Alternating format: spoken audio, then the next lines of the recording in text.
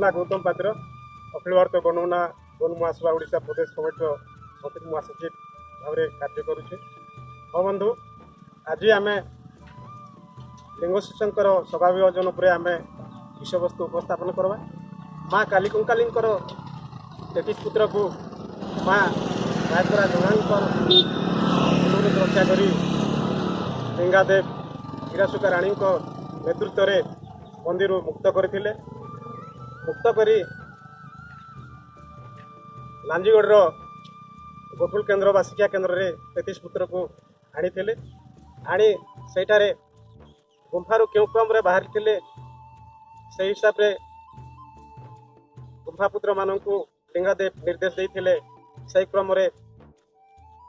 से माने प्रथमे जड़े 2 जन 3 जन 4 जन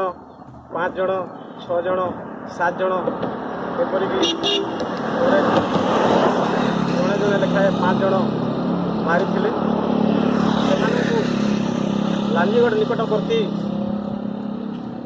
पवित्र नदी रे मझे ठिया करी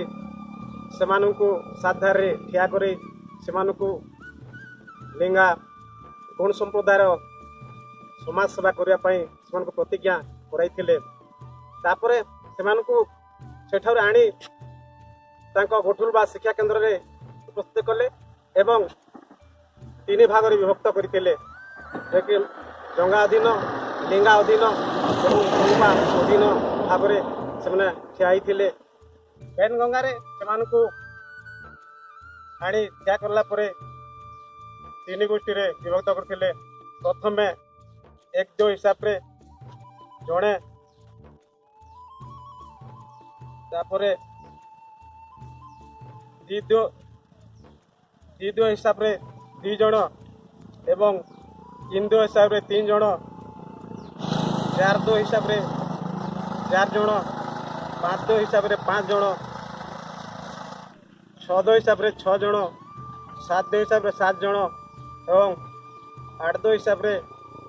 8 जन और 9-2 हिसाब से 9 जन यहीपरी ठिया करते।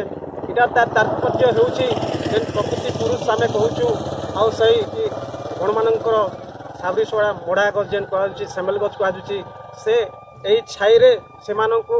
तार छाई प्रदान करते से दिया हिसाब से आज पर्यंत विषय गछ आज जीवित अच्छी आई गछ हूँ आज कली जुगे से गछ दंडा मन रही जेनटा कि साबरी मोड़ा गछ कहूँ गुंडी भाषा आटा के सेमेल गछ कह से लगी प्रत्येक वर्षर अश्विन मासरे से सेमेल गछ वृक्ष तल लिंगादेव एवं जंघा देव माता तार पूजार्चना कर आज भी आम गण मान शक्ति हिसाब से चिर दंडा मन रही जय कलाहांडी जय उल्लादानी जय गंगा।